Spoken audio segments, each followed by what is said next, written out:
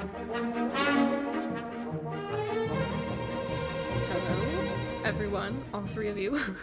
Welcome to the, what month is it? April edition of Monthly Makes, since March just ended, which is absolutely crazy. Let's get right into it. So I didn't feel that productive this past month, but now looking back at all the things that I made, which is my version of productivity, I actually feel like I was very productive. So first things first, big reveal, I finished my first sweater. Here, let's move me a little bit so you can't see so much crap in the background. Here she is. It's so beautiful. So this, as a reminder from my past videos, was the Windermere sweater pattern by Cheryl Mokhtari. I don't know how to pronounce her last name. She's beautiful. Let's pop this on. I am super happy with how this turned out. This sweater is a reverse half fisherman's rib, which is just like you knit half fisherman's rib inside out. I use this like cotton and wool blend chainette yarn. It's so like lightweight and it's perfect and it's so cute and I'm so happy with it. All the details are on my little Ravelry, like my needle size choice and everything. I think the size I knit was a little bit too big, but I did want it to be oversized, and it is. So I'm super happy with this first sweater in the books. I am so good at knitting, and I'm very confident now. I did take a break in the middle of finishing this sweater to make this bandana, which I think is so cute. Let me make myself large again.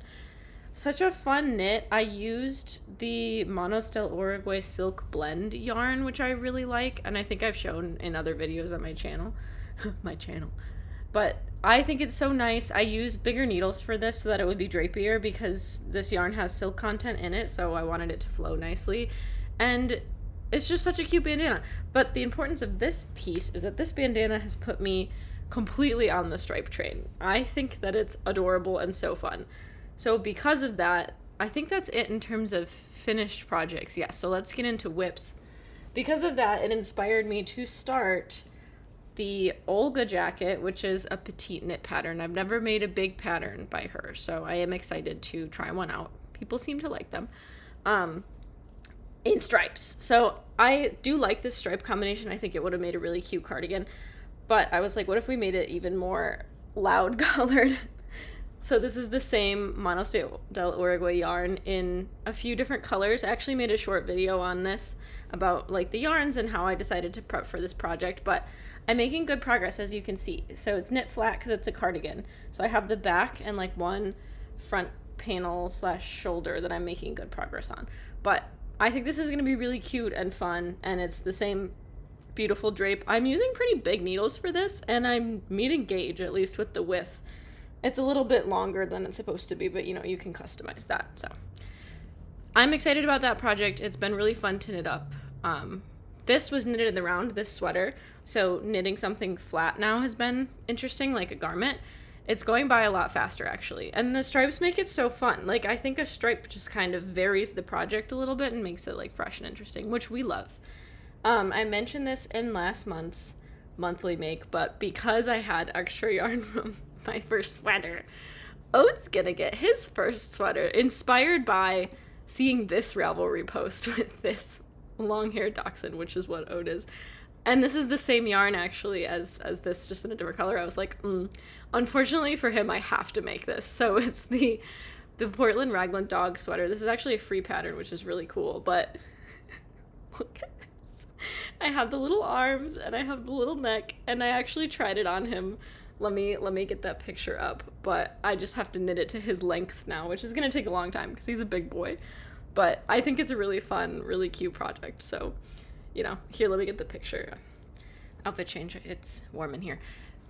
Here's the picture. I hadn't done the little arm, like, I hadn't started knitting the body yet, but I think it's going to fit him, and it's going to look very cute. He's going to wear it for 4 whole seconds. In terms of fiber and knitting, I think that's everything, which is a lot. I will say I'm still working on my brioche shawl with the yarn that Knit Picks gifted me. I want it to be really big, so that's why it's taking a while. I think that's it. So let's go on to sewing.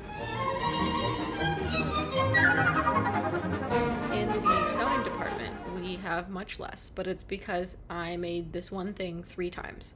So I took this pattern for a leather bag from Etsy. I have sewn with leather before, but never with my sewing machine. And I was a little bit afraid to do this, but I figured out that if I used regular thread instead of putting in the specific like nylon leather thread, which is thicker, I was actually able to do it, which is really cool. So I made muslins of this bag. I made one that was just the normal pattern, which is more rectangular in the body, which I didn't want personally. So I made a second muslin where I lowered the scoop a little bit so that it's a little asymmetrical, and I made it so that it's more triangular. So I made 2 muslins and then the final bag, which is why, you know, it's a lot of sewing, even though it's just the one output really. But I'm also going to use this muslin as a bag. I used canvas on the outside to simulate like the leather, and I think it's nice. So I'll use this one as well. But the biggest difference between the muslins and the final piece is that there's lining here. Let me click on myself. There's a little magnetic closure, which is so fun. But the lining is only like the bottom part of the bag body, and then there's this like facing at the top, which in theory, all the parts that are tan here are also supposed to be leather. But I bought this beautiful green leather when I was in Seoul, like not recently, and I didn't have enough to do the facings also in leather, so I just did it with the lining fabric, which I chose this like yarn dyed cotton, which I think is really pretty. And it turned out, I was a little worried about doing that, but she is stunning and so fun and so perfect. Let me make myself a little bigger so you can see better. Beep, beep, beep. Look at this, so fun. There's a pocket for my phone, so I'll hold that up against my body. I added these little D-rings so that I can put some charms on. I made these charms. I think I showed this in a different monthly make, but there's a little dachshund and a little star. And I think it turned out really nice. I love the lining. There is also a magnetic closure on this one, and it has like 3 interior pockets. It's really hard to show with one-handled bags. I'm failing miserably, but you're just gonna have to trust me that there's pockets in there. But it's really fun. It sewed up beautifully on the machine. I actually had almost no problems, which is great. It's really stressful to sew leather because you only get one shot, punches holes in it, but I think it turned out really nice. I had to hand reinforce a few pieces like these latches and things with the nylon leather thread just to make sure that it was strong enough, but perfectly timed for spring. Can we tell a theme with the colors of what I'm making? But you know, I like what I like. So in terms of sewing, that's I think the only thing I sewed. I also, if you can see the pants that I'm wearing, Otis here, I changed the waistband on these so that it fits a little bit tighter. These are like a beautiful linen pant. Yes, you're bored by my filming. I just did that today, so technically that did not happen in April, but I will count it because that's when I'm making this video. In terms of sewing, I bought this beautiful cotton gauze fabric that has detailing on both sides a while back, and I bought a lot of it. I think I have enough to make a skirt and a top. So what I would like to do for the skirt, I love these little ruffle details that other people have done, is this pattern from Spaghetti Western Sewing called the Henrietta skirt. It's really cute. It has this like gather, like these arc-shaped gathers on the side, and I want to make it maybe a little bit shorter than what's shown here. So that would be the bottoms. It probably won't fall like there's in this fabric, but I think that's okay because I just want it to be comfortable. And in terms of the top, I got this pattern, which is meant to be like a more loose interpretation of what a structured button down usually would be like. So I think this would be nice actually in cotton gauze. So I'm gonna make that for the top if I have enough. I also want to make, I bought this pattern with the intention of using it to adapt for the gauze pajamas that I want to make. So I think I've shown this already, but I want to use this brown cotton gauze that I got to make like an asymmetric kind of top like this, and I've been really struggling to figure out how to draft this myself because there needs to be some sort of tie on the interior so it doesn't flap open, and I'm just not sure what to do there. In terms of the bottoms for these, I want to do a practice of the Arthur pant. It's like a cool barrel-shaped pants pattern. I have denim. I also want to make these in denim, but that's too much sewing for next month. But I want to make the first version in the brown cotton gauze to practice. I know you need a stiffer fabric for these, but I think it would be cool. So that's the plan for now. Top and bottom double gauze skirt, and top, this one, and then top and bottom for the brown PJs. I don't think I'm going to be able to do that all next month, so the goal right now is just for the skirt and then maybe the top. I think that's everything with sewing. I have a ton of things on my list, so it's really more just deciding what to do next and what makes the most sense seasonally. I had some dresses in mind. I don't know where those went, but I don't think I will have enough time on my hands, to be honest. I want to make like a linen dress. I already have a bunch of beautiful fabric I bought when I was in Korea when we went to the fabric market in Dongdaemun, and then do like a harness detail with the same fabric on the dress. We'll see if I have enough time for all this. Maybe I'll do the skirt, do this dress, and then do the top. I don't know. So lots in the queue for sewing. A lot might not get done. We'll see. But that's what I have in terms of upcoming for sewing. So in terms of pottery, I don't have a ton of finished objects for this month because pottery stuff takes a long time and spans multiple months, and I'm doing a lot of testing right now. But in terms of finished objects, I do have a couple things that I consider kind of failure and win-ish. So I have these two horribly ugly little porcelain bowls. This was a test to see if I layered underglazes and then like sanded and sponged them back, if I could get cool like patterns and peek through of the underglaze using that technique. I will say the side that doesn't have any glaze on it does look a lot better, but a lot of the colors I just think weren't compatible with this firing. So the greens bubbled a lot with the glaze, and I learned something about green underglaze. It is like chromatic. There's something with it where it like off gases, I guess. I need to obviously learn more because I don't know. The black underglaze that I used over the whole thing just kind of made everything really muddy with the clear glaze over it. And overall, I hate these and I think that they're ugly. This is just normal porcelain. But I did the same pattern on this really cool porcelain from Imco. So this one I think turned out really nice. I didn't realize when I first bought this clay, I've actually been using it for a while. It has these beautiful speckles. It's called Dragon Fruit. It's from a company called Imco, which stands for something that I don't know. This is actually a porcelain clay body, and then the specks are ilmenite, which is something I also don't know. But the underglazes on this, I think actually look a lot cooler. And my buns are in the way, cover my face. So, you know, it really depends on the clay body, like the things that you make and how they're going to turn out. The pink still burned out. Like you can see the kind of brown patches here, that was pink. So the pink underglaze totally burned out, which is super weird. But the green looks a lot better on this clay body for whatever reason. And you can see a little bit of the blue, but not a ton. So overall, I think I will try this again, maybe without the black underglaze and definitely without the pink. But I think it actually looks really cool on this little bowl that I gave 3 legs to. And this is the first time since like high school ceramics that I made a little pinch pot where you like pinch the clay to make it instead of throwing it on the wheel. And I think it's cute. I want to make more of these. I love making bowls and cups and things that have legs. But yeah, crazy difference. Both porcelain clay bodies, pure white and speckled. How much better this one looks using this technique versus the porcelain clay body. I don't know the reason for this. It must be the ilmenite and like the other ingredients in the body, but yeah, so that's I think mostly what I have for finished objects for pottery, so I can show you my work in progress and what I plan to do. Actually, I do have one other finished object. Oat is laying on me, so I'm not gonna go get it, but I bought this lamp off of Etsy a long time ago. It has gone up in price since then, but it's a beautifully made lamp. It's really cool. Unfortunately, this little glass dome that sits on the top of it, at least in the version of the lamp that I got, is not anchored down onto the lamp. So it was knocked off of a nightstand and it shattered, but I realized that glaze is literally glass and pottery is very similar to glass, and I tried.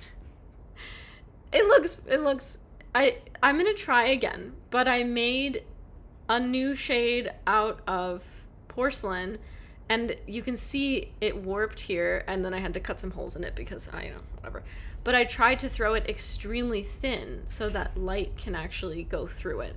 And it does work. I should get you a video. Let me do that. Okay, I'm back. Sorry about any crunching in the background. Oda's eating his dinner, but this is a very low budget production here anyways. I went and I took a video of this. It does work. It shrunk a little too much, so I had to cut the top of like a boba lid to prop it up. But I'm gonna make another version of this.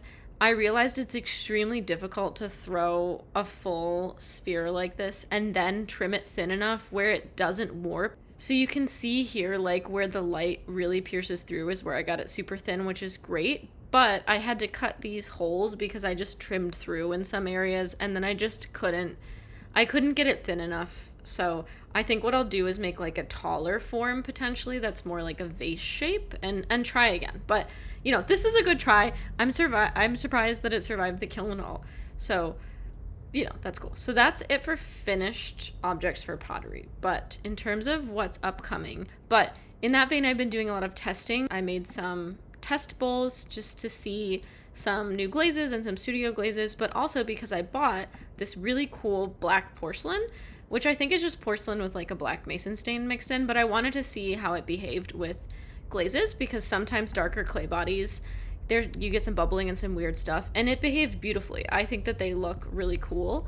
The other bowl is just my typical white Cone 6 porcelain, but I just wanted to test some different glazes because it had been a while, and these are at the studio right now so that I can reference them. So those turned out cool.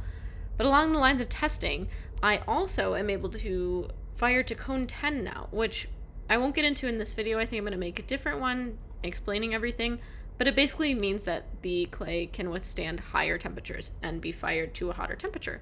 So I am doing a lot of testing there, and I made this little gaiwan. I don't know if I'm pronouncing that necessarily correctly, but it's a type of teapot where I'm going to cut little channels here, and if you steep tea inside of it, you can just hold it by the lip so it's not too hot and pour yourself a nice glass of tea. It's like an alternative to a teapot.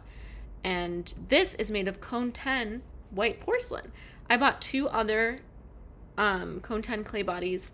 They're not porcelain, but they're cool, like beigey brown colors. And I'm going to fire all of those, and hopefully that can be in next month's monthly make. But I want to see how those behave and how the glazes look different and a bunch of other stuff. So I'll probably make a separate video about that. And I forgot, I just wanted to add that when I'm throwing a new form, like I've never thrown a gaiwan before, even though it's basically just a bowl and a lid, I like to look up a YouTube video of someone throwing that form or a similar form just to learn. And this YouTube channel has been like my holy grail. His tutorials are so useful. They're usually recordings of workshops that he gives, I think. So this is Shin Chuen Lin, and let me click on his YouTube. It's just like a treasure trove. But my favorite part about most of these videos is you get multiple perspectives. So throwing from your own perspective as well as like a third person perspective, and that helps me a ton figuring out how I'm going to make a new form and like how much clay to use and all of that stuff. But that's one thing I have in the pipeline. And then going back to my work in progress for my Olga jacket, do we see the vision? I realized I have the means to make buttons. So I'm making some buttons, very exciting stuff. I think that the brown clay that I have, this is from Kentucky Mudworks, it's called Brown Bear, is like the perfect match to this color. So I probably won't even glaze them, or maybe I'll just glaze them on one side. But I'm gonna make buttons for this cardigan, and I'm really excited about them. I think they're gonna be so cute. I think that's it for pottery. I'm making some cups as well, but they're not done, so they'll have to be in next month's video. In terms of upcoming for pottery, I really want to focus on glazes. Now that I can fire to Cone 10, I want to try a few Cone 10 recipes.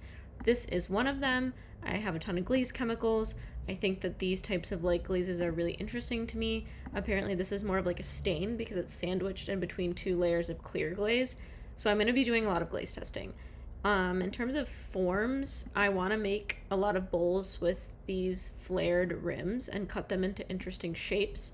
I saw this bowl at a bar that we went to, and it reminded me of those baseball cap hats that you used to get at like this here. This isn't, It reminded me of these. I remember getting these as a child. Not that I like saw a lot of baseball in person, but I specifically remember these bowls, and that's what this bowl reminded me of, and I love it. So I want to make a similar bowl. I did throw a form. I'm realizing now that the curvature is not quite right here, but that's okay. So I'm going to make a few bowls like this because I think it's really fun and like easy to grab. And then I'm going to finish the existing pieces that you saw, and I might make another one of those lamp colors. I also want to experiment with different modulated forms like this. I saw a couple cool videos of people altering their wheel thrown forms, and I would like to do that as well. So I just need to get a little more organized. But in terms of pottery, that's what I would like to make in the coming months. And then we will cut. Last but certainly not least is the digital category. I'm realizing now that this is broken actually because my mouth should shut and it doesn't. But if I open it really wide, you can see. But basically I made this lizard 3D model to test, you know, like VTubers, how people YouTube, but then they're like little characters. So I wanted to test something like that. The background is magenta so that I can key the color out. But yeah, so this is one of the things that I worked on in terms of digital. Obviously I'm gonna have to fix this because it barely looks like I'm talking, and I want to like rig the arms and things like that. But I modeled the little lizard and I rigged him and I threw this into Snapchat and I generated this web URL and then I put my eyes on it and stuff. But that's kind of it for digital. I have 2 other client projects I'm not entirely sure I'm allowed to share yet, but I did do other digital things. And I'm working on some cool stuff for Snapchat Spectacles, which are their AR glasses. Let me show. They're really cool. You can use them outside. I'm lucky enough to have a pair, and yeah, I want to develop some more things for those. I have a few things already that exist on the glasses, but anyways, let me turn myself into a normal person 1 second. Okay, I'm back. So I need to fix that lizard. I'll add that to next month, but I think that's everything in terms of digital. For upcoming with digital, I am working on a lot of things, but I'm not sure I can talk about them because they're client-based. So I will ask and I will get back to you next month if I am allowed to talk about them. But in general, I'm always tinkering with like augmented reality type stuff. I'm brushing up on my Touch Designer and doing a little bit more in Unreal Engine, which is cool. So I think that's it for this month. I always feel like I forgot something, but you know, we make things every day and we forget things every day. So that's it. Hopefully I will see you next month. Bye.